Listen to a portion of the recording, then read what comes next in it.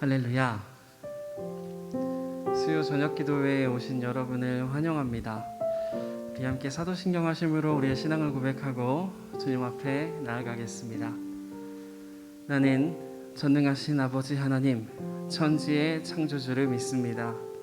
나는 그의 유일하신 아들 우리 주 예수 그리스도를 믿습니다. 그는 성령으로 잉태되어 동정녀 마리아에게서 나시고 본디오 빌라도에게 고난을 받아 십자가에 못 박혀 죽으시고 장사된 지 사흘 만에 죽은 자 가운데서 다시 살아나셨으며 하늘에 오르시어 전능하신 아버지 하나님 우편에 앉아 계시다가 거기로부터 살아있는 자와 죽은 자를 심판하러 오십니다. 나는 성령을 믿으며 거룩한 공교회와 성도의 교제와 죄를 용서받는 것과 몸의 부활과 영생을 믿습니다. 아멘. 할렐루야. 우리 이 시간 찬양함으로 주님 앞에 나아갈 텐데요. 지난주부터 우리에게 익숙한 곡으로 찬양하기 위해서 노력하고 있습니다. 왜 익숙한 곡으로 찬양하려고 했냐면 우리가 찬양을 배우는 것, 멜로디를 익히는 것, 가사를 눈에 익히는 것, 이런 것에 집중하여서 진정한 찬양을 드리지 못할 때가 많이 있는 것 같다라는 생각이 들었기 때문입니다. 그래서 오늘도 아마도 익숙하실 거라고 생각하는데 이 익숙한 찬양을 주님 앞에 올려드릴 때에 그 가사 하나하나에 담겨진 주님을 향한 마음, 주님을 향한 고백들을 진심을 담아 함께 올려드릴 수 있었으면 좋겠습니다. 함께 찬양하겠습니다.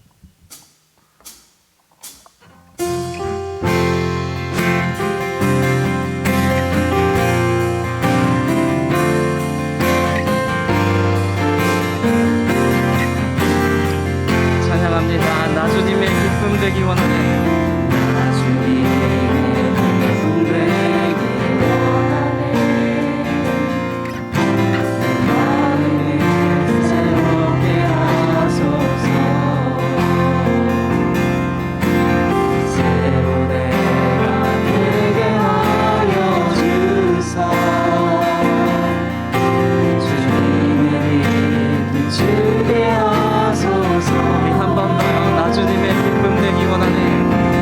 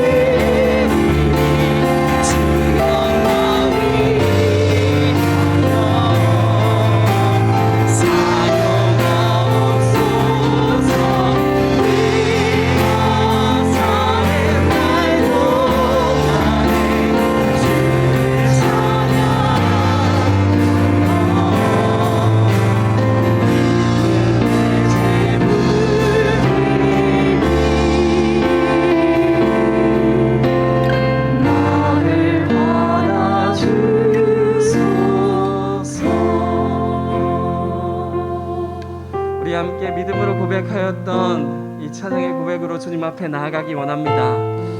우리는 완전하신 주님 앞에 나와 있습니다. 우리는 그런 주님의 기쁨이 되기 원합니다. 그런 주님께 우리의 모든 소유, 우리의 모든 모습, 우리의 생명까지도 드리기 원합니다. 이 예배 시간 가운데 우리 이러한 고백으로 주님 앞에 나아가기 원합니다. 주님, 완전하신 주님, 제가 주님의 기쁨이 되기 원합니다. 주님께 우리의 모든 모습을 드리기 원합니다. 나의 소유마저도, 나의 생명마저도 드리기 원합니다라고 시간 우리의 귀한 고백으로 주님을 예배하며 나아가기 원합니다. 함께 기도하시겠습니다. 살아계신 아버지 하나님, 아버지 주님 앞에 나와왔습니다. 완전하신 주님, 창조주 주님, 우리의 주인 되시는 주님, 그 주님 앞에 나와왔습니다. 주여, 그 거룩하심 앞에 우리가 엎드리기 원합니다. 아버지 주님 앞에 거룩한 제물이 되기 원합니다. 주님의 기쁨의 제물이 되기 원합니다. 아버지 그리하여서 내 모든 모습, 내 모든 소유, 아버지 모든 것을 주님 앞에 올려드리기 소망하오니 주님 우리를 들여 사용하시고 주님 이 시간 역사하시며 주님의 나타나심을 느낄 수 있도록 아버지 우리를 붙들어 주시옵소서. 아버지 이 예배가 주님을 바라보는 예배가 되기를 소망합니다. 주님 우리 가운데 주님의 그 아름다우심을 허락하여 주시옵소서.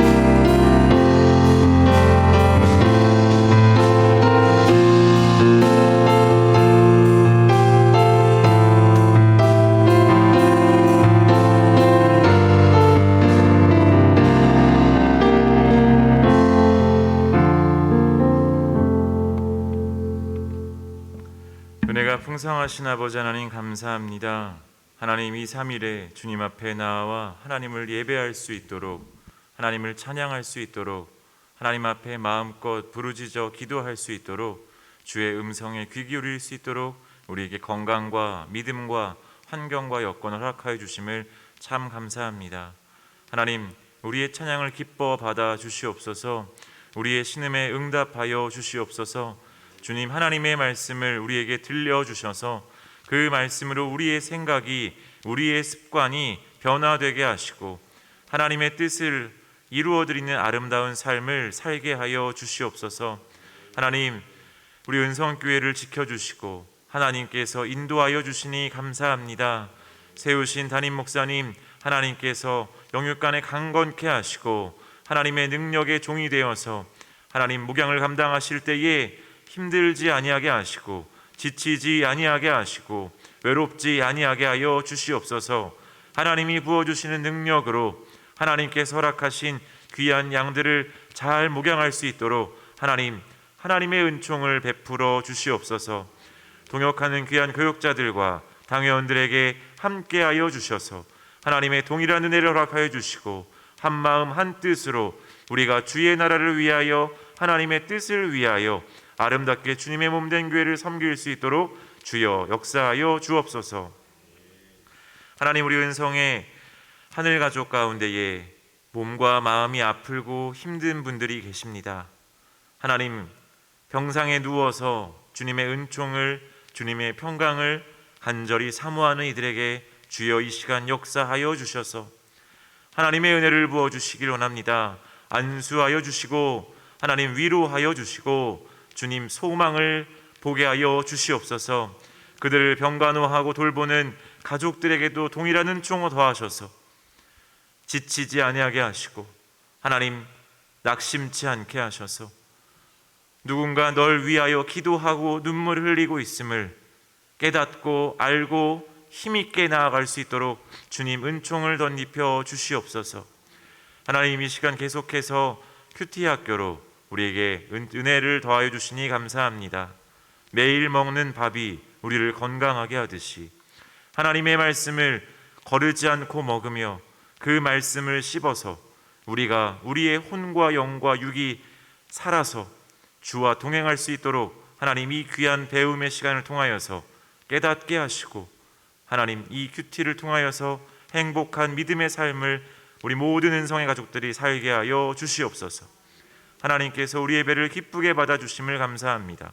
헌신하고 수고하는 찬양팀 가운데에 주의 큰 은총을 덧입혀 주셔서 주의 일에 헌신할 때에 주가 베풀어 주시는 놀라운 은혜가 감사의 제목들이 가정마다 기업마다 넘쳐나게 하셔서 살아계신 하나님을 간증하며 찬양하는 것이 얼마나 아름답고 보람 있는 일인지를 깨닫게 하시고 알리게 하여 주옵소서.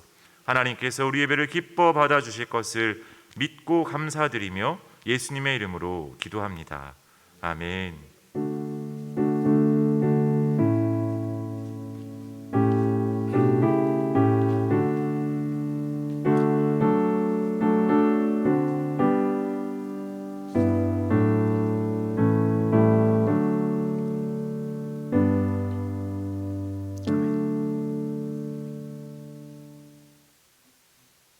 할렐루야. 오늘 예배 가운데 나오신 모든 성도님들을 주님의 이름으로 축복합니다. 영상을 통해서도 함께 예배하고 있는 우리 성도님들에게 주의 은혜와 은총이 넘치시기를 간절히 축복합니다. 우리 큐티 학교 계속해서 하고 있는데요. 오늘 세 번째 시간이죠. 잘 따라오고 계신가요?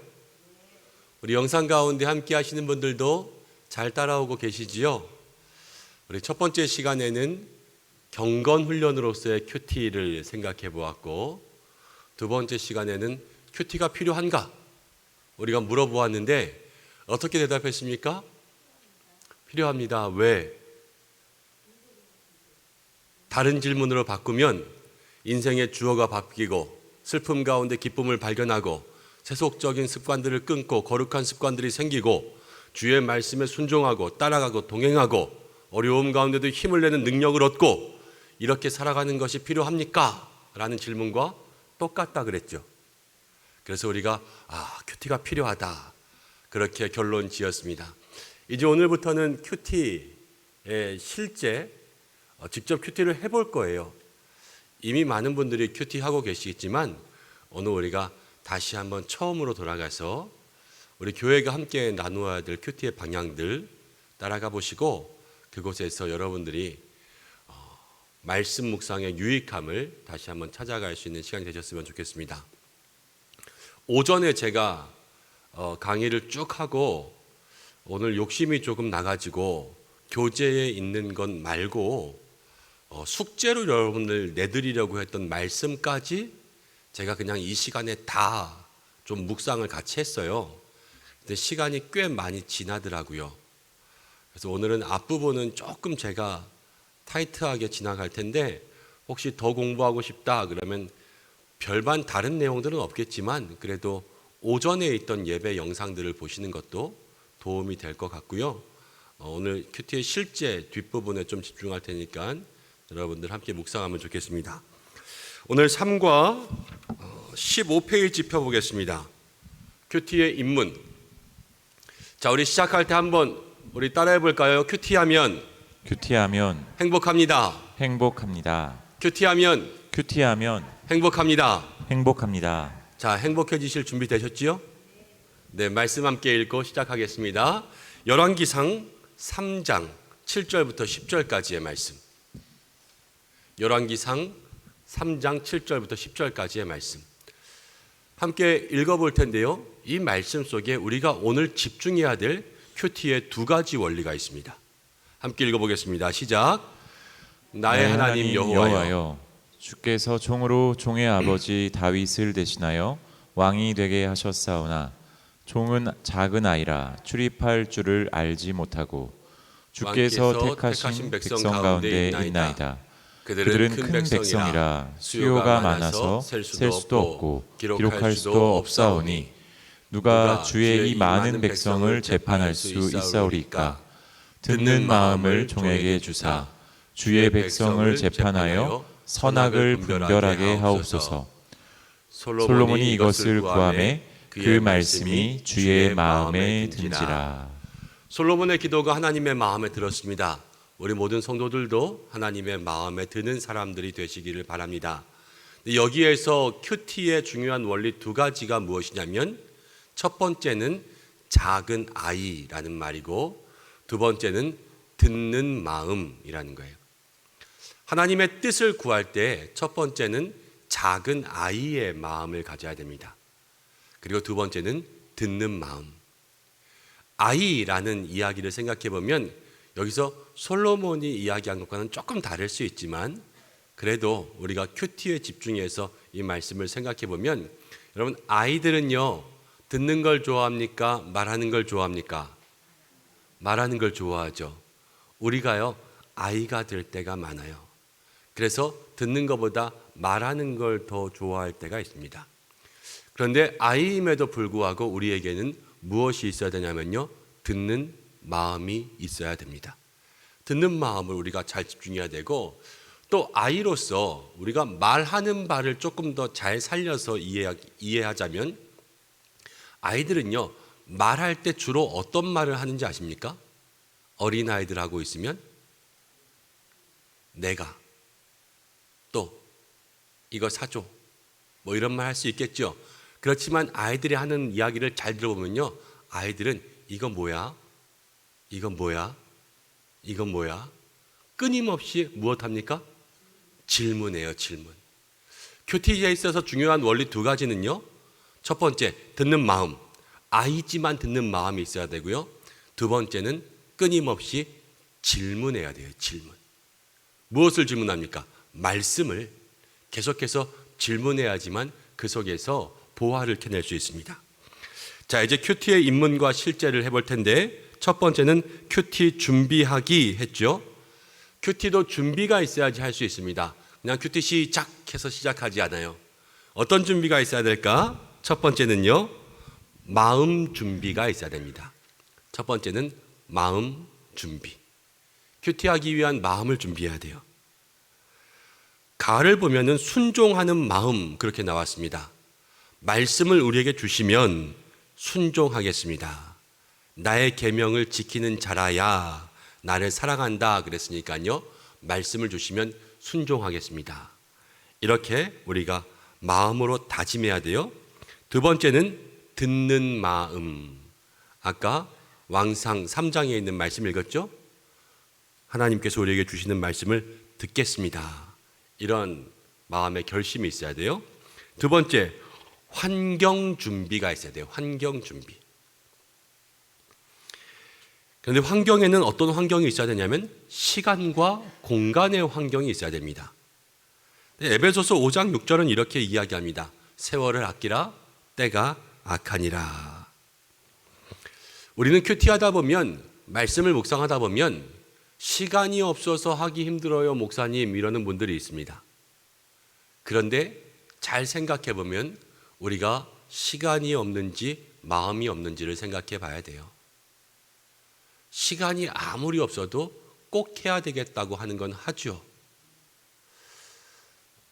시간이 없어서 일을 못했다라는 것도 사실은 그다지 좋은 핑계는 될 수가 없어요. 잠을 안 자면 되고 밥을 안 먹으면 되지. 그렇잖아요. 꼭 그걸 해야 된다면. 근데 일뿐만이 아니라 우리가 중요하게 생각하는 것이 있으면 골프 치는 사람들 골프장 가면 몇 시에 일어나는지 아세요? 우리 새벽 기도보다 일찍 일어나요. 하고 싶어 하니까 좋아하니까. 그래서 그때로부터 골프를 시작합니다. 우리도요. 이게 정말로 필요하다면 우리의 것들을 쪼개야 돼요. 에베소서 5장 16절 말씀은 성경을 보면 성경에 이렇게 각주가 나와 있어요. 세월을 아끼라는 말은 헬라어로 기회를 사라 이런 말이에요. 산다라는 것은 뭔가 내는 거죠. 이 큐티의 시간들을 위해서 여러분 뭔가를 지불해야 돼요. 지금 저녁에 드라마 볼 시간에 내가 드라마 안 보고 시간을 쪼개야 되고 밥 먹을 시간에 밥 안 먹고 시간을 쪼개야 되고 전화하면서 수다 떨 수 있는 시간에 그거 안 하고 시간을 쪼개야 되고 다른 영화 볼 시간 쪼개고 내가 운동할 시간 쪼개서 그런 시간들을 사야지만 이때 말씀을 묵상할 수 있는 거예요. 그런 노력이 없으면 할 수 없습니다. 또 공간은요. 여기에 보면 마태복음 6장 6절에 너는 기도할 때에 골방에 들어가서 문을 닫고 그러니까 문을 닫고 골방에 들어간다는 것은 방해받지 않을 수 있는 그러한 공간들이 있어야 돼요. 꼭 큰 집, 작은 집, 뭐 건너방, 안방 이런 공간이 중요한 것이 아니라 내가 방해받지 않을 곳 그곳이 우리에게 준비돼야 됩니다. 정 방해받지 않을 곳이 없다면 여러분 교회로 오세요.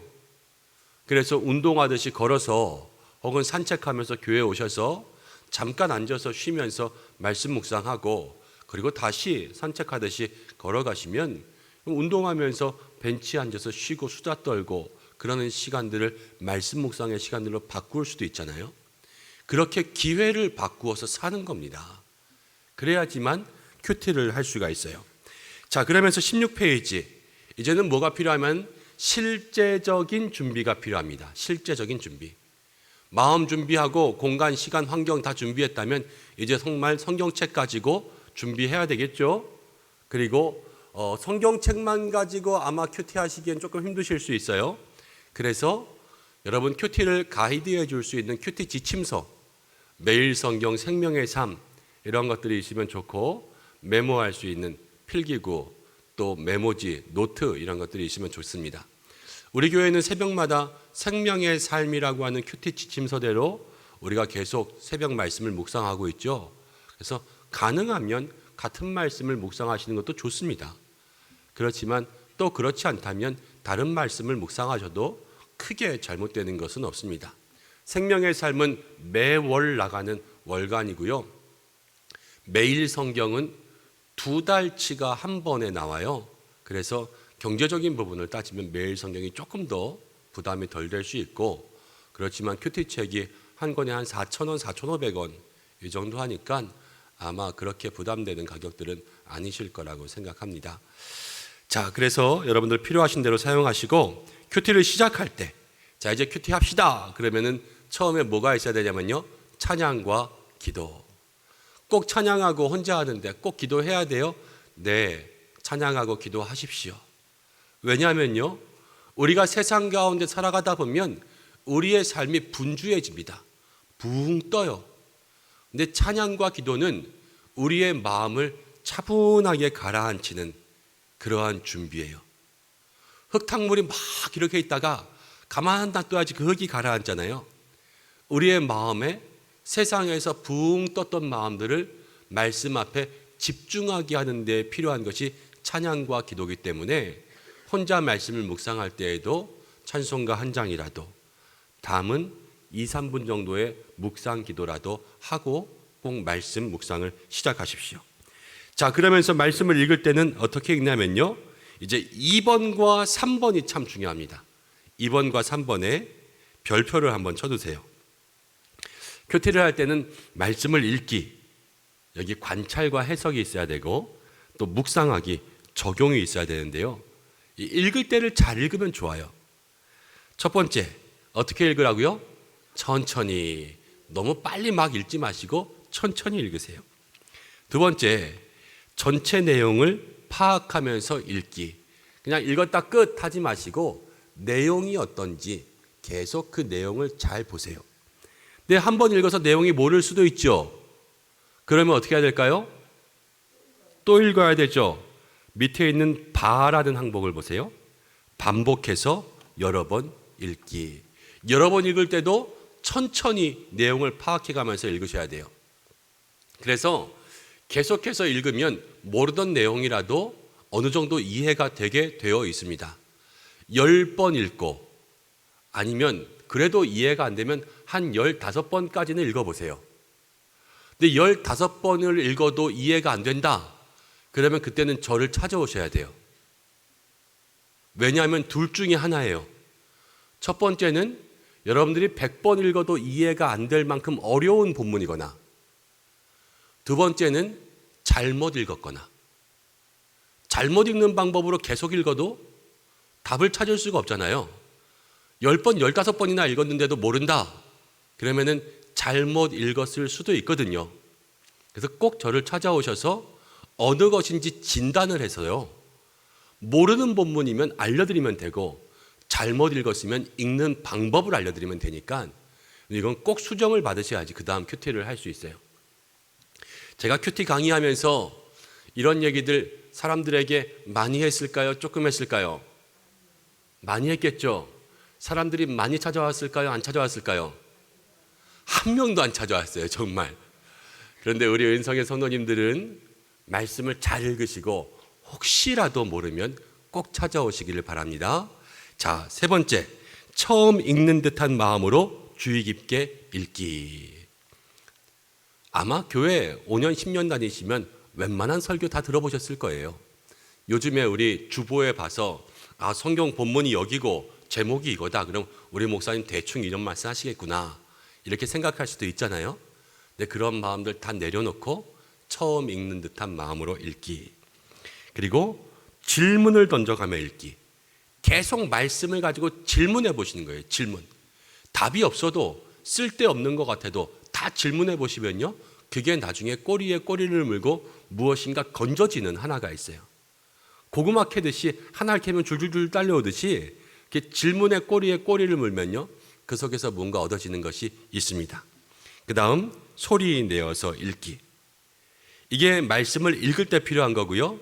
묵상할 때, 묵상은 적용인데 이제 읽은 말씀들을 한번 생각해 보면서 장면들을 그려보고 나에게 와닿는 말씀이 무엇인지 생각해 보고 또 나에게 주시는 말씀이 무엇인지 붙잡고, 그리고 이제 17페이지 라를 보면요, 적용하고 실천하기. 내가 할 수 있는 것, 그러니까 개인적인, 가능한, 구체적인, 이렇게 3P라는 이름을 써서 우리가 이야기하는데, 큐티에서 적용할 수 있는 것은 개인적인 것, 가능한 것, 구체적인 것, 이렇게 적용을 해야 돼요. 예를 들면 예수님께서 계명을 주셨어요. 서로 사랑하라. 그 말씀을 묵상했는데 사랑이란 것이 너무 와닿아요. 사랑해야 되겠다. 그런데 적용을 이렇게 하는 거예요. 오늘 이 말씀을 묵상했으니까는 이 말씀을 저녁에 남편에게 얘기해서 당신 나 좀 사랑해, 이렇게 얘기하겠다. 이거는 여기에 맞지 않죠. 왜냐하면 적용은 나에게, 개인적으로 나에게. 그리고 적용에 있어서 우리 교회는 사랑이 없는 것 같다. 우리 교회는 사랑이 있는 교회가 돼야 되겠다. 이것도 맞지 않아요. 교회라는 공동체적인 묵상을 한 거거든요. 근데 이거는 비전으로 선포되고 또 말씀을 통해서 선포돼야 되는 거지, 또 내 큐티로서 그렇게 할 수는 없습니다. 그래서 개인적인 나에게. 그리고 또 하나, 가능하고 구체적이어야 돼요. 사랑하라 그래가지고 아이를 생각하게 됐어요. 그래서 우리 아이가 해달라는 거 다 해줘야 되겠다. 근데 어느 날 아이가 오더니 엄마 나 10억만 이러면 줄 수 있어요, 없어요? 다 줄 수 있으시구나. 돈 어디다 굶쳐놓고 있으시구나. 그런데 줄 수 없는 것들을 내가 막 줄 수는 없어요. 그렇죠? 그러니까 내가 할 수 있는 것이 있어야 돼요. 그리고 또 하나는 구체적이어야 돼요. 오늘 아이를 사랑해야 되겠다 라는 것도 구체적일 수 있지만, 아이를 사랑하는 것을 내가 어떻게 표현할 수 있을까? 오늘 아이가 들어오면 아이가 같이 이야기하면서, 아이는 케이크를 좋아하니까 아이가 좋아하는 케이크를 사다 놓고 함께 대화하면서 아이의 고민들을 좀 들어줘야 되겠다. 이런 실천 가능한 액션 플랜이 있는 계획들을 세워야지, 그렇지 않고 그냥 아이를 사랑해야 되겠다라고 이렇게 적용하는 것은 별로 사랑하지 않겠다라는 것과 똑같아요. 그러니까 무엇인가 해야 되는 게 하나 있어야 되는 거죠. 무엇을 할까? 이것들을 고민해 봐야 돼요. 그러면서 기록하기, 마침 기도까지 가는데요, 말씀을 읽으면서 이해되지 않았던 내용들, 묵상을 통해서 떠오르는 감동들, 말씀에 비추어서 잘못된 고백들, 잘못된 삶의 고백들, 붙잡아야 할 말씀, 적용할 내용들과 실천할 일들, 또 결단을 입으로 기도하면 마무리 그랬어요. 이것은 내 마음속에 지키고자 했던 것들을 선포하며 내가 이렇게 하겠습니다 라는 것을 입술로 고백해 보는 거예요. 그러면서 마무리합니다. 그리고 나누기. 이제 큐티는 나누어야 좋습니다. 내가 무엇을 묵상했는지 나눌 수 있어야 되는데 무엇을 나눌지를 잘 모르시는 분들이 참 많이 있어요. 내가 말씀을 묵상하면서 오늘 나에게 사랑하라는 말씀을 주셨는데 이게 은혜가 됩니다. 이렇게 말씀을 나눌 수도 있지만요, 말씀을 나눌 때에는 나에게 주신 은혜와 더불어서 내가 그것을 어떻게 지켰더니 어떤 일이 일어났다, 이것까지 나누시는 게 더 풍성한 은혜가 돼요. 서로 사랑하자라는 말씀을 주셔서 내가 남편을 사랑하고자 오늘 다짐했고, 남편이 저녁에 퇴근하고 오면 한 번도 안 해봤지만 발을 씻겨줘야 되겠다라고 생각했고, 남편이 와서 앉았는데 내가 대야를 가지고 따뜻한 물을 받아와서 발을 씻겨줬는데 남편이 이거 와 이러노 이랬지만 꿋꿋이 발을 씻겨주면서 내가 이 발로 우리를 위해서 열심히 일해줘서 고마워, 피곤하지, 그러면서 마사지도 해주고 발가락 사이사이 때도 닦아주니까 남편이 처음에는 부끄러워하다가 나중에는 고마워, 역시 당신밖에 없네, 이렇게 이야기하는 것을 듣고 서로 부부가 마음이 녹아지고 눈시울도 붉어지고 그러면서 우리는 하나님 안에서 다시 사랑을 확인할 수 있게 되었습니다. 이게 나눔이에요. 그래서 내가 그것을 가지고 무엇을 해서 어떤 결과가 나왔는지, 그것이 있을 때 말씀 나눔이 풍성해지지요. 그렇지 않으면 그냥 형식적이 됩니다. 용서하라 그랬는데 그 속에서 그 말씀을 듣고 내가 오늘 정말로 저 사람 나한테 잘못한 사람이었는데 내가 먼저 전화했더니 그 사람이 내가 용서할게 라는 말을 듣고 갑자기 눈물을 펑펑 흘리더니 정말 미안합니다, 미안합니다, 그러면서 자기 마음속에 있는 모든 것들을 다 얘기하면서 그때 그럴 수밖에 없는 사정을 얘기했는데 내가 몰랐던 사정이 있다는 것을 알게 됐습니다. 내 마음이 조금 더 편안해졌습니다. 이러한 내용들을 거기에 쏟아내어야지만 그게 나눔이 있어서요, 그 다음 나눔도 기대가 되고 다른 사람도 나도 그렇게 해봐야 되겠다 그렇지, 그렇지 않으면요 그 나눔이 오래가지 못합니다. 그래서 나눔은 실천 후에 주신 은혜, 17페이지 5-가의 2번에 나오지요. 2번을 동그라미 별표 한번 쳐보세요. 실천 후에 주신 은혜. 이런 은혜들을 1대1로도 나눌 수 있고 여러 명이서도 나눌 수가 있습니다. 자, 이제 큐티 해보겠습니다. 중요한 거 오늘 여기서부터 할 거예요. 자, 본문 요한복음 20장 24절부터 29절까지를 우리가 큐티할 건데, 오늘 마음 준비하고 시간 공간 준비하고 실제적 준비했다고 치고 찬송과 기도 다 했다고 치고 여기서부터 시작해서 일단 말씀을 한번 읽어보겠습니다. 읽을 때 여러 번 읽어야 되지만 우리 한 번만 읽을 거니까 좀 천천히 읽고, 이 말씀 도마가요 예수님 손 만지고 옆구리 만지는 말씀이에요. 이 말씀 여러분들 다 알죠? 한 번도 안 들어본 사람 한 명도 없죠 여기에. 그렇지만 처음 듣는 것처럼 마음을 좀 내려놓고 한번 말씀을 읽어보겠습니다. 24절부터 함께 읽습니다. 천천히 시작. 12 제자 중에 하나로서 디두모라 불리는 도마는 예수께서 오셨을 때에 함께 있지 아니한지라. 다른 제자들이 그에게 이르되 우리가 주를 보았노라 하니, 도마가 이르되 내가 그의 손에 못자국을 보며 내 손가락을 그 못자국에 넣으며 내 손을 그 옆구리에 넣어보지 않고는 믿지 아니하겠노라 하니라. 여드레를 지나서 제자들이 다시 집 안에 있을 때에 도마도 함께 있고 문들이 닫혔는데 예수께서 오사 가운데 서서 이르시되 너희에게 평강이 있을지어다 하시고 도마에게 이르시되 내 손가락을 이미 내밀어 내 손을 보고 내 손을 내밀어 내 옆구리에 넣어보라. 그리하여 믿음 없는 자가 되지 말고 믿는 자가 되라. 도마가 대답하여 이르되 나의 주님이시요 나의 하나님이시니이다. 예수께서 이르시되 너는 나를 본고로 믿느냐? 보지 못하고 믿는 자들은 복되도다 하시니라. 자, 요한복음 20장 도마의 말씀, 우리가 의심하는 도마가 예수님 만나고 확신하게 되었다. 의심에서 확신으로, 이런 말씀 무지 많이 들었을 거예요. 근데 다 내려놓고 말씀을 천천히 읽고 여러 번 읽고 이해를 했으면 이제 질문해야 된다 그랬죠. 질문. 여러분들 어떤 질문을 하시겠어요? 난 별로 궁금한 거 없는데요. 그럴지 몰라도 모든 것을 질문하실 수 있어요.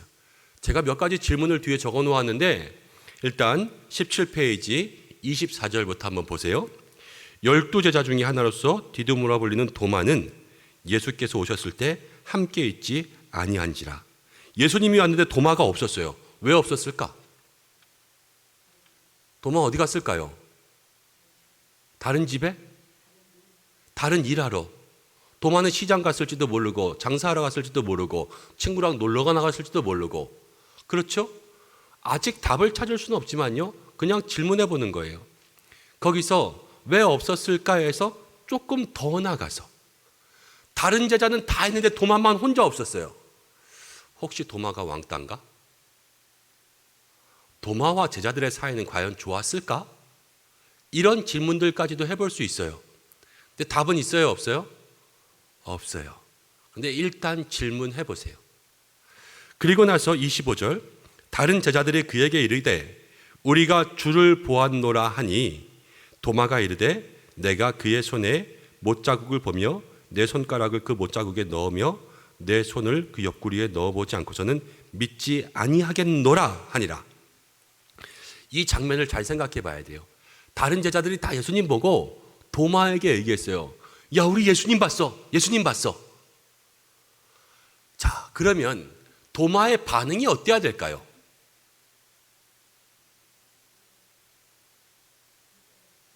믿어야 돼요?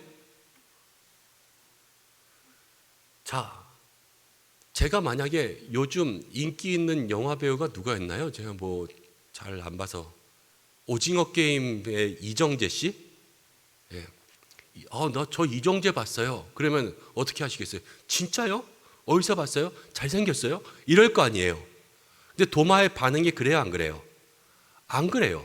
일단 조금 이상해요. 그럼 제자들은 도마에게 어떻게 말했을까? 야, 우리 예수님 봤어. 너도 있었으면 진짜 좋았을 걸. 이런 식으로 얘기했을까? 아니면 도마는 못 봤으니까 넌 못 봤지? 우린 예수님 봤는데. 이런 식으로 얘기했을까? 이렇게 생각하면 그 장면이 그려져요. 그런데 도마가 대답한 걸로 보면 만약에 예수님을 봤어 이런 것들을 도마와 사이가 좋은 상태에서 얘기했다면 와, 진짜 좋았겠다. 나 부르지 왜 안 불렀어? 이렇게 해야 됐을 텐데 도마는 지금 다른 제자들에게 니네 봤어? 그래, 봤다고 쳐. 근데 나는 내 눈으로 직접 보지 않으면 안 믿을래. 약간 이런 식이잖아요. 그렇게 생각하면 지금 도마랑 제자들의 사이는 안 좋을 수도 있겠다. 이런 생각도 들고요. 그래서 제자들이 도마에게 살짝 빈정상하게 얘기했고 도마는 그 얘기를 듣고 나도 보고 싶은데 나도 예수님 정말로 만나고 싶었는데 예수님 진짜 살아난 거 맞지? 옛날 모습 똑같지? 이렇게 얘기하며 사모했던 마음이 아니라 지금 도마는 마음이 어떻게 됐어요? 화났어요. 지금 다른 제자들한테. 니네 봤어? 그래, 잘 봤다. 그래, 나는 내가 보지 않으면 안 믿어. 이러면서요, 그 마음이 제자들에게 강하게 반발하며 나가고 있다는 것을 생각할 수가 있어요. 그러면 이제 말씀이 조금 더 풀어지기 시작해요. 자, 여드레가 지났어요. 여드레. 8일 동안 도마의 마음은 어땠을까? 8일 동안 도마의 마음이 어땠을까요? 좋았을까요? 안 좋았을까요? 8일 동안 다른 제자들은 예수님 만났다는 이야기를 계속했을까요? 안 했을까요? 계속했을 것 같죠? 우리 같아도 계속했을 것 같으니까. 근데 8일 동안 도마는 예수님이 나타나지도 않고 보이지도 않고 어디 있는지도 모르고 자기는 그 대화에 끼지도 못해요. 도마의 마음이 어땠을까? 그건 말할 수가 없죠. 만약에 목장에서 신방을 했어요. 그런데 목장 사람들이 다 모여서 신방했는데 나만 안 왔어. 그런데 다른 사람들이 다 얘기하는 거예요. 우와, 그때 신방 진짜 좋았지. 진짜 좋았지. 진짜 너무 우리 그날 재밌고 밥도 맛있었고 진짜 좋았지 않았어? 그럼 나는 거기에 낄 수 있어요, 없어요? 없어요. 그때 마음이 도마 같을 거예요. 그런데 그러면서 여드레가 지났어요. 일주일. 교회를 왔어. 그런데 담임 목사님을 만났어. 이런 일이 있으면 안 되겠죠? 근데 주일날 담임 목사님하고 마주쳤는데 목사님이 신방에 왜 안 오셨어요? 그날 집사님 있었으면 너무 좋았을 걸. 집사님이 없어서 제가 마음이 조금 아쉬웠어요. 우리 다음에 따라 봅시다. 이런 말을 안 했어요. 그럼 어떻게 되겠어요? 8해가 지났어.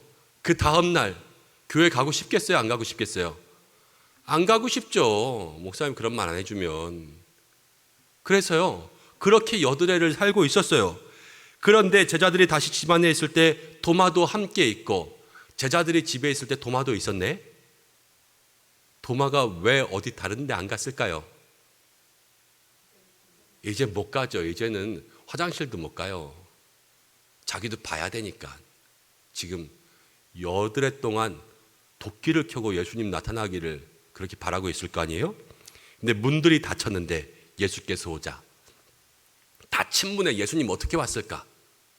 통과했을까? 날라왔을까? 떨어졌을까? 휙 나타났을까? 이것도 답 있어요? 없어요?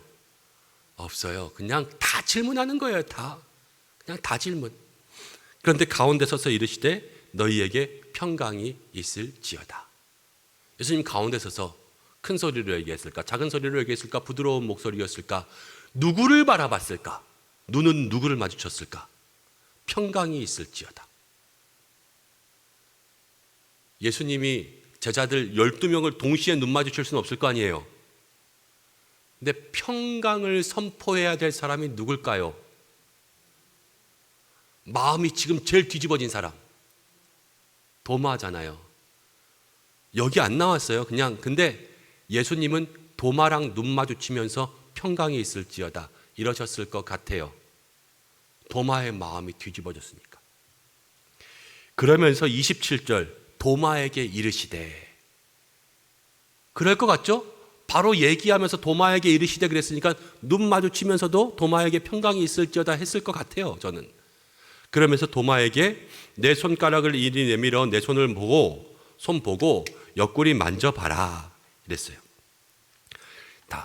도마에게 예수님께서 이렇게 말씀하신 이유는 무엇일까? 예수님은 도마가 이렇게 말한 걸 알고 있으셨을까?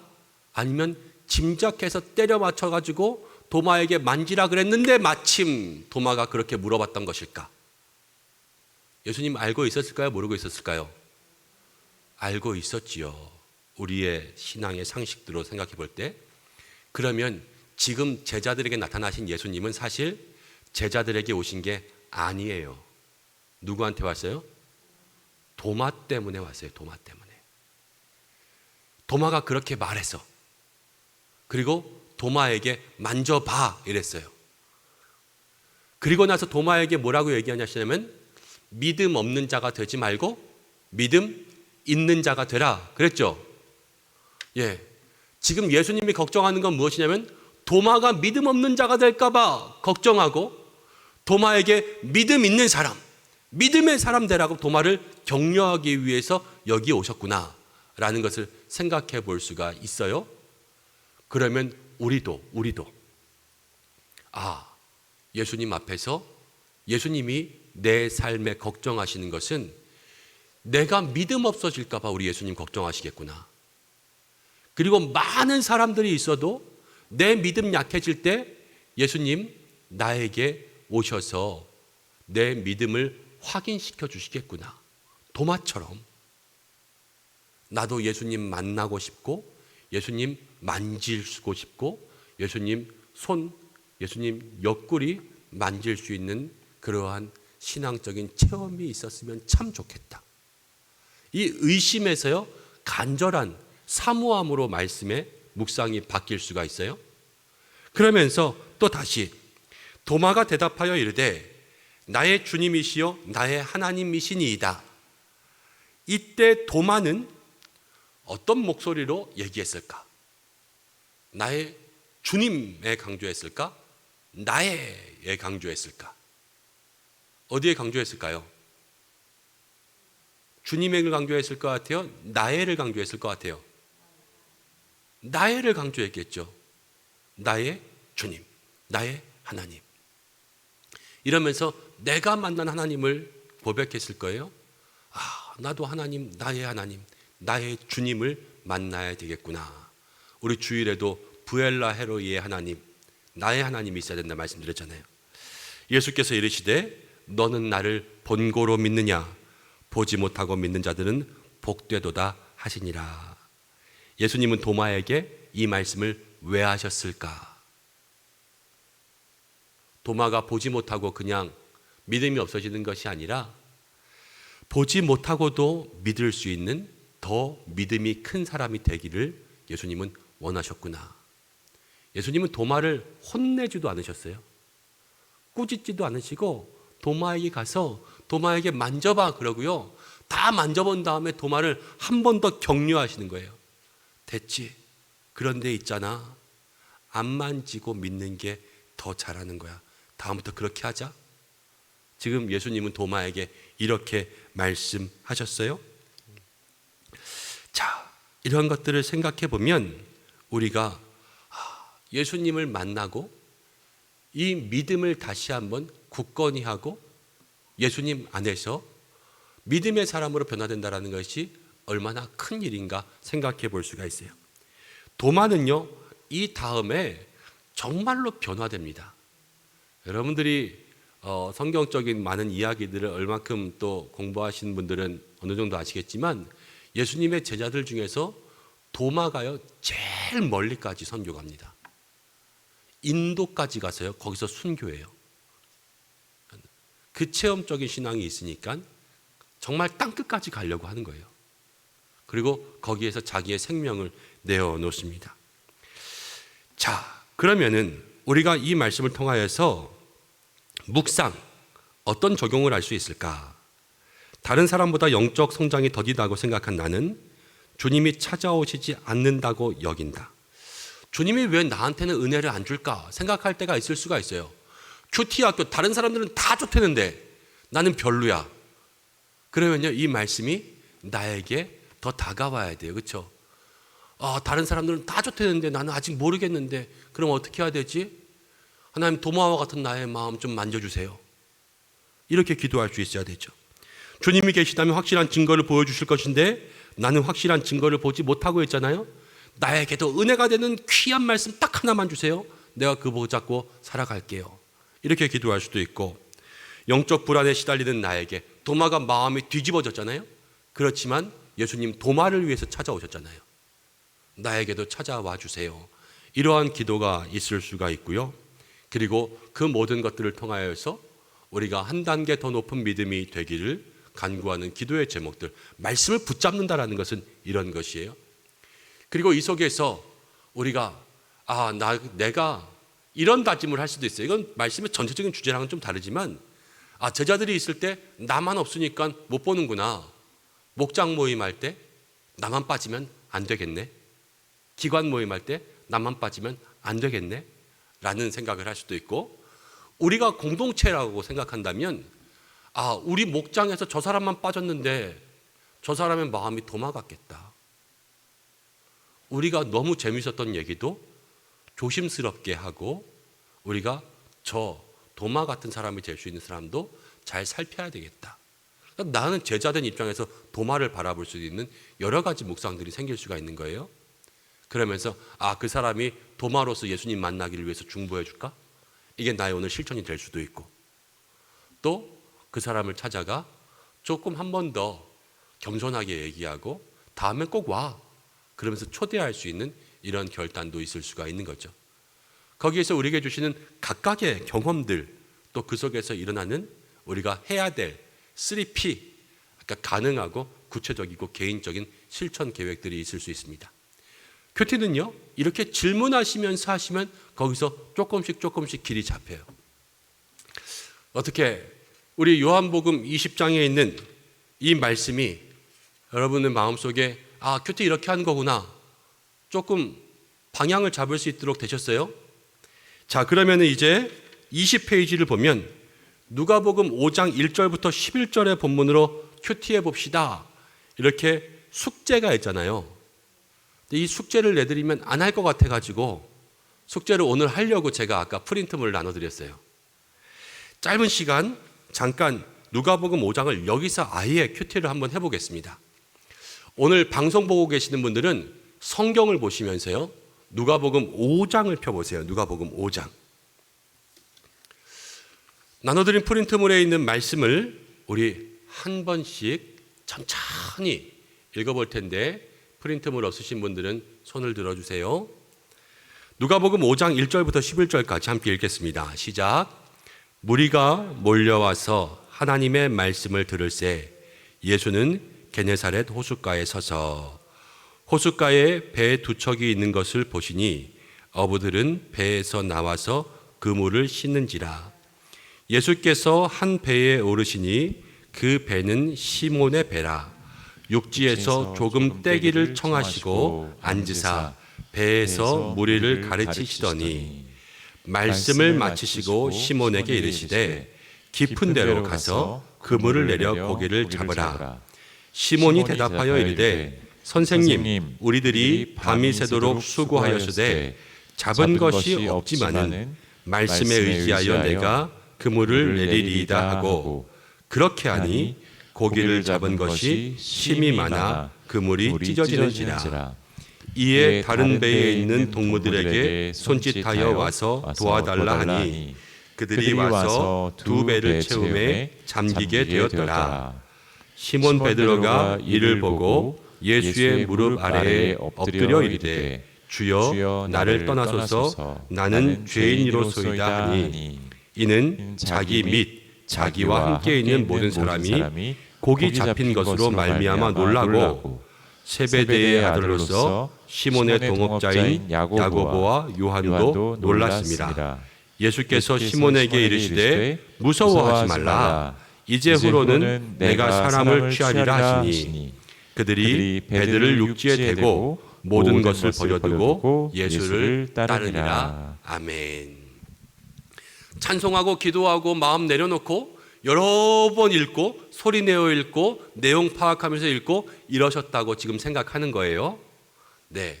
그리고 누가복음 5장은 예수님께서 베드로에게 깊은 데로 가라 하신 말씀인데, 오늘 우리가 마음 다 비우고 처음 읽는 것처럼 한번 질문해 보겠습니다. 무리가 몰려왔다. 얼마나 몰려왔을까? 하나님의 말씀을 들었다. 재미있었을까? 예수님은 게네사렛 호숫가에 섰다. 자, 한번 호숫가에 서서 사람이 엄청 많은데 말씀을 전하고 있는 예수님을 생각해 보세요. 여러분, 이 장면이 그려지십니까? 이 장면은 쭉 생각이 나겠죠? 자, 그런데 2절, 호숫가에 배 두 척이 있는 것을 봤다. 누구의 배였을까?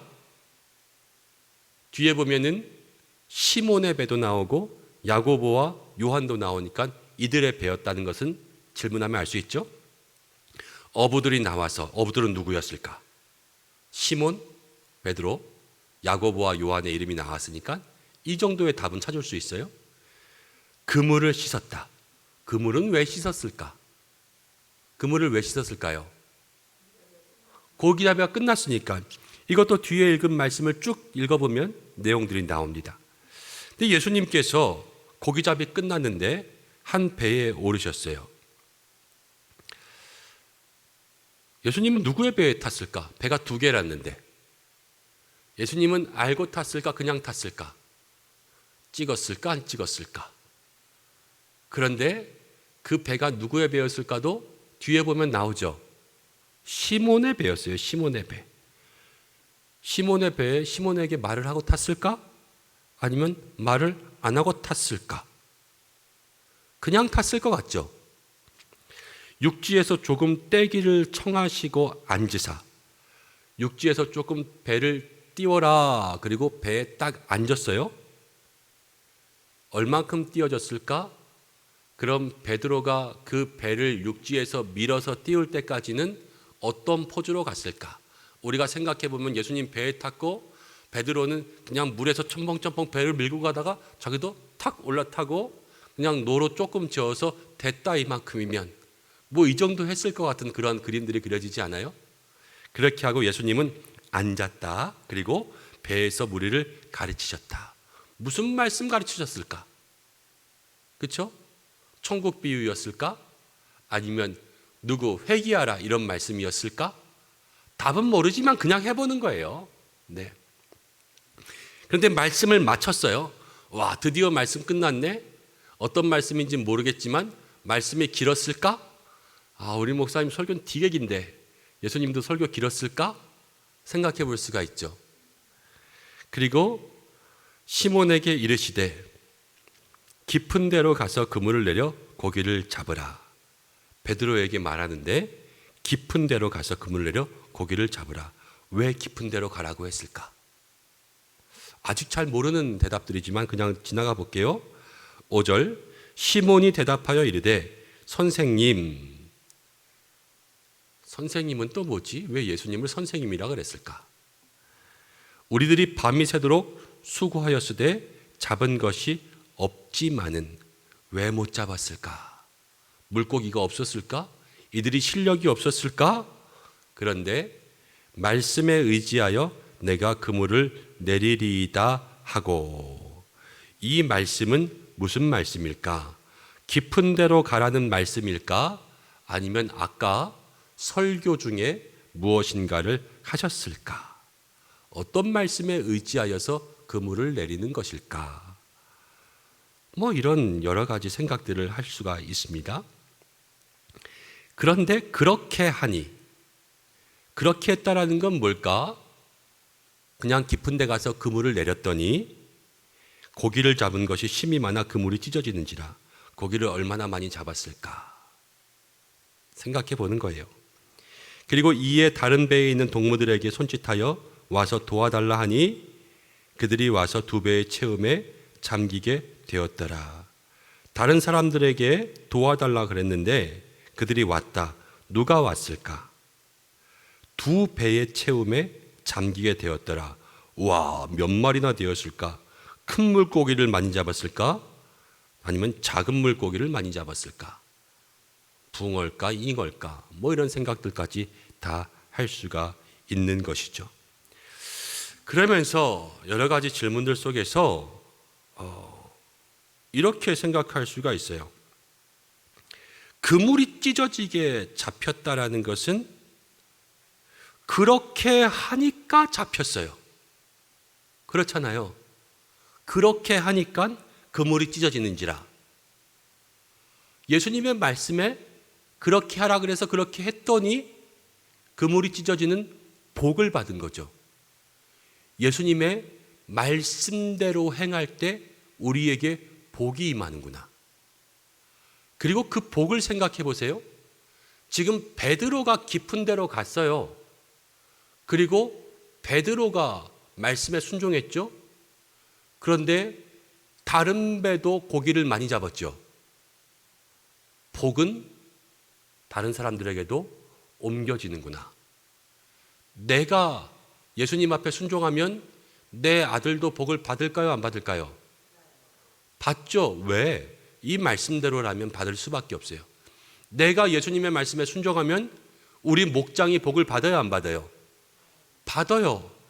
왜냐하면 내게 주시는 은혜가 같이 거두어서 찢어질 만큼 채워지게 되는 그러한 은혜가 있기 때문에 혼자 순종하지만 다 복을 받아요. 이것이 이 말씀 속에서 잠깐 생각해 볼 수가 있어요. 그러면 내가 오늘 순종해야 될 것은 무엇일까? 내가 순종함으로 우리 가정에 주실, 우리 목장에 주실, 교회에 주실 복은 무엇일까? 이런 것들을 묵상해 볼 수가 있겠죠. 그런데 8절을 보시면 시몬 베드로가 이를 보고 예수의 무릎 아래 엎드려 이르되 주여 나를 떠나소서 나는 죄인이로소이다 그랬어요. 베드로가 예수님의 무릎 아래 엎드렸어요. 갑자기. 왜? 나는 죄인이래요. 갑자기. 왜 죄인이라 그랬을까? 복 받았는데. 그럼 지나가다가 길에서 길에서 돈을 주는 게 복은 아니지요. 로또 복권을 샀는데 로또 복권이 10억이 당첨됐어요. 우와, 10억이네. 주여 나는 죄인입니다. 이러실 거예요? 아니지요. 갑자기 병고침을 받고 또 우리 가정 속에 문제가 풀렸는데 우와, 할렐루야, 감사합니다 이래야지. 주님 나는 죄인입니다. 이러실 거 아니잖아요. 그런데 가만히 생각해 보면 베드로는 왜 죄인이라 그랬을까? 답을 한번 생각해 보는 거예요. 우리가 죄인인 것을 깨닫는 것은 무엇이 우리를 죄인인 줄 깨닫게 합니까?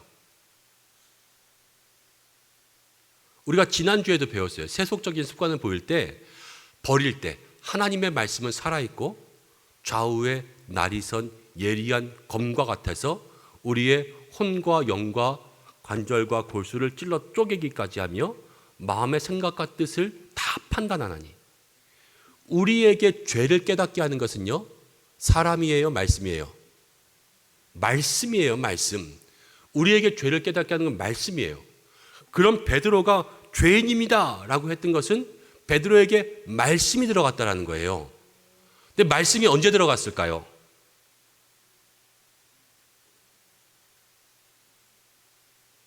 오늘 설교를 제일 가까이서 들은 사람이 누구예요? 베드로잖아요. 예수님이 배 띄워 그리고 배에 앉아서 말씀 가르칠 때 베드로는 어쩔 수 없이 배에 있을 수밖에 없었어요. 왜냐하면 자기가 밀어가지고 거기 타고 이렇게 노져서 가야 되니까. 그럼 예수님이 하는 말씀을 제일 옆에서 들은 사람은 베드로구나. 말씀을 베드로는 언제 들었지?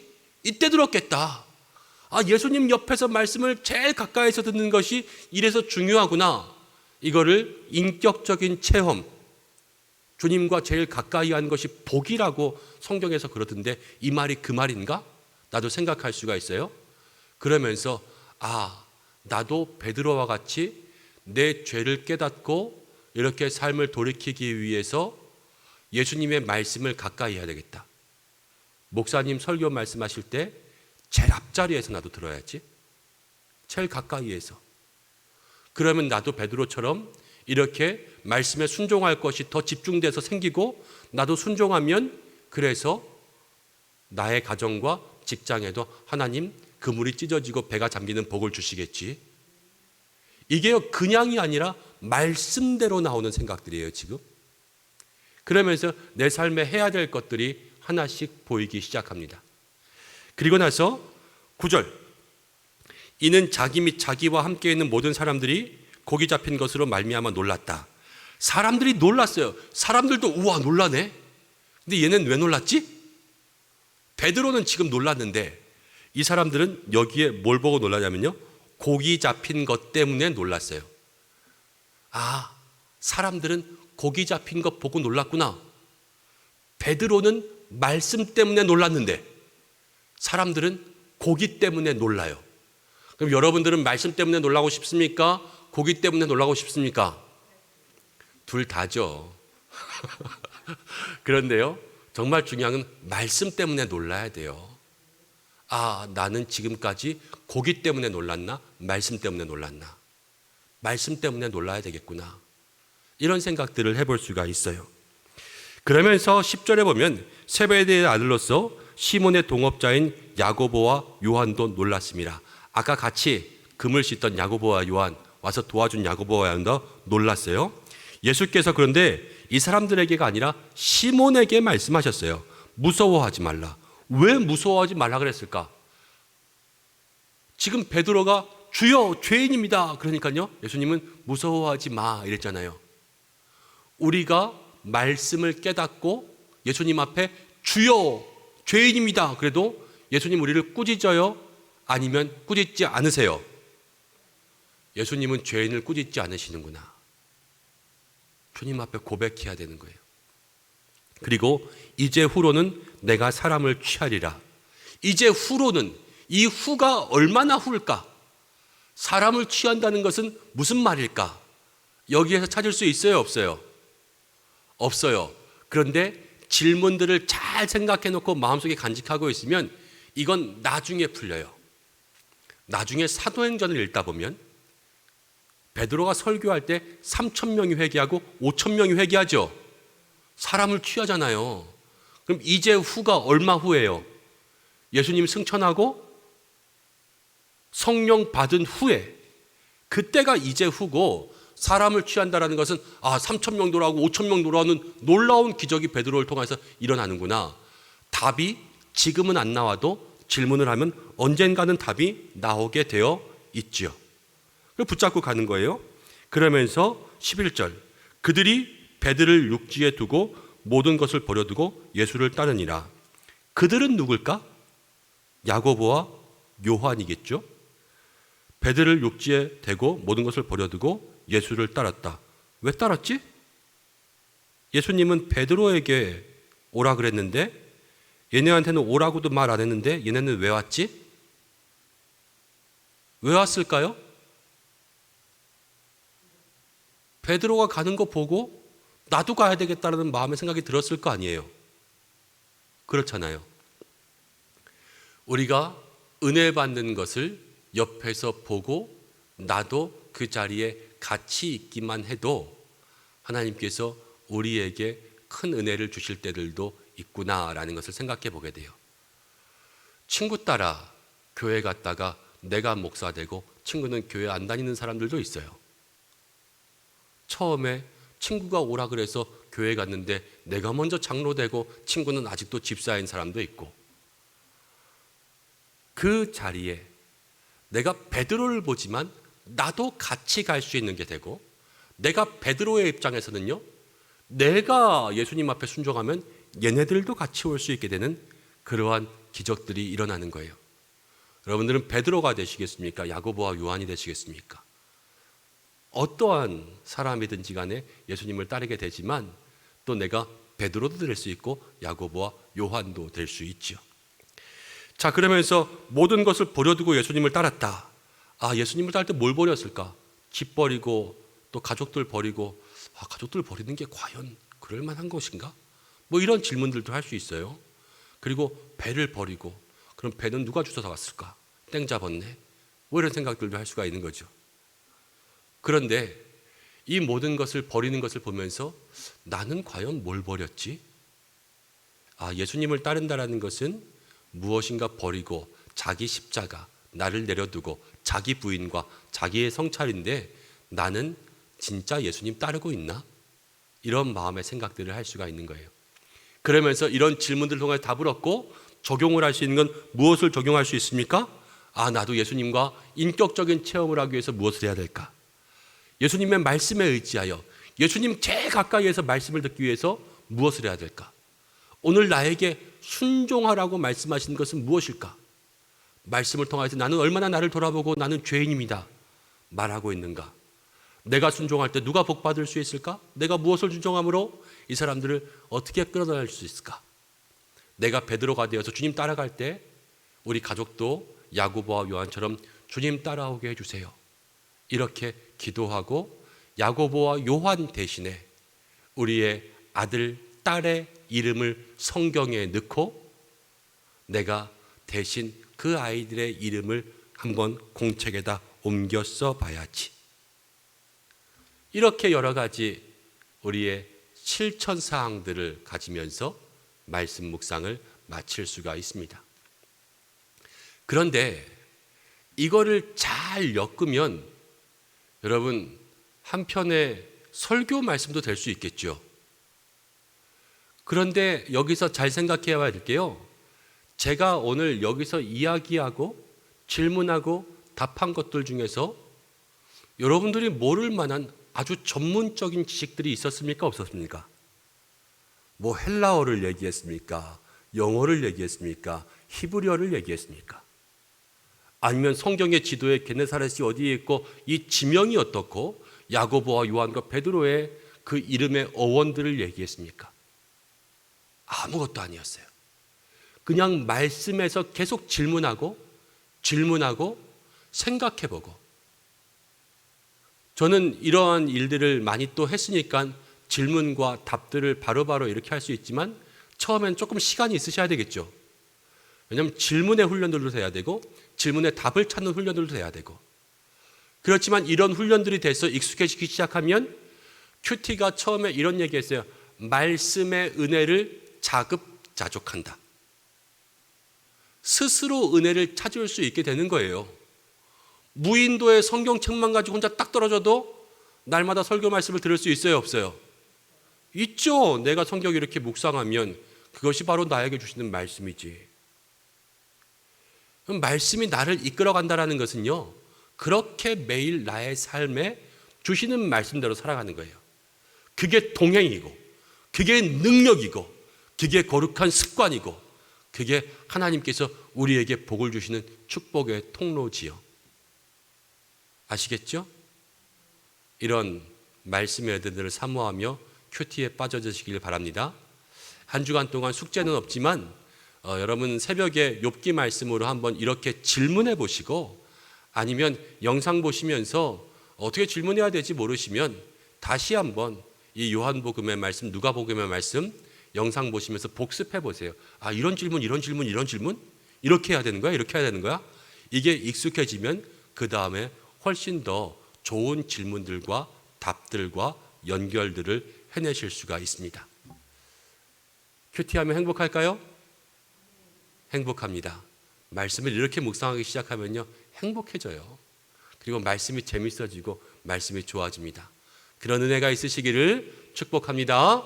영상으로 우리 함께 예배하신, 공부하신 모든 분들도 함께 축복합니다. 기도하겠습니다. 하나님 아버지, 오늘 큐티 학교를 통하여서 우리가 이제 큐티의 실제를 함께 해보았습니다. 작은 아이로 듣는 마음을 가지고 주님 앞에 나아갈 수 있는 저희들 될 수 있도록 도와주시고, 말씀을 통하여서 그 속에 숨은 은혜들을 깨달아 나의 삶에 적용하여 하나님이 인도하시고 하나님께서 우리를 이끄시는 복된 삶 살아갈 수 있도록 도와주시고, 하나님 도마처럼 나를 찾아오신 예수님 안에서 나에게 집중하시는 예수님을 만나고 경험할 수 있는 인격적인 체험과 주님의 사랑 느끼게 하여 주시고, 내가 베드로와 같이 순종할 때 나에게 찢어지게 하시는 그 은혜를 야고보와 요한된 우리 주변에 나누어 줄 수 있는 사람들, 또 내가 주님 따를 때 우리의 가정과 우리의 주변도 야고보와 요한처럼 주님 따르게 될 줄로 믿습니다. 하나님, 오늘 나에게 무엇을 말씀하시는지 이 베드로처럼 다시 한번 주님께 집중할 수 있는 마음들 더하여 주옵소서. 남은 한 주간도 지켜주시고, 우리 교회 모든 예배마다 기름 부어주시고, 큐티 학교 가운데 함께하여 주시며, 우리 모든 성도들의 삶과 생업 가운데 날마다 형통의 은혜 더하여 주시고, 특별히 환우들을 지켜주시고 24명의 입시 가운데 있는 자녀들 축복하여 주옵소서. 이제는 우리 주 예수 그리스도의 은혜와 하나님의 사랑하심과 성령의 인도하심이 큐티 학교를 통하여서 말씀 묵상, 말씀의 은혜의 자급자족의 삶을 살아가며 그 기쁨 누리길 원하는 이 자리에 있는, 또 영상을 통해서 예배하는 우리 믿음의 모든 성도들과 우리 교회와 주님을 기다리는 모든 주의 백성들에게, 특별히 환우들에게 함께 하시기를 간절히 축원하옵나이다. 아멘.